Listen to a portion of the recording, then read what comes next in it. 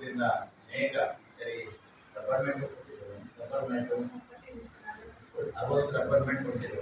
ಅಷ್ಟು ರಬ್ಬರ್ಮೆಂಟ್ ಯಾವ ಹಿಂದಿನ 20 ವರ್ಷದಲ್ಲಿ ಯಾವುದು ಬಂದಿರಲಿಲ್ಲ. ಬಂದಿರಲಿಲ್ಲ. ಅಷ್ಟು ರಬ್ಬರ್ಮೆಂಟ್ ಕೇಳಿದ್ರು, ಇನ್ನೂ ಬೇಕು ಕೇಳಿದ್ರು ಕೊಡ್ತಿದ್ರು ರಬ್ಬರ್ಮೆಂಟ್. ಆಮೇಲೆ ಮಿಲ್ಕ್ ಮಿಷಿನ್ನು ಅದು ಸಹ ವಿಸರ್ಜಿಸಿದ್ವಿ.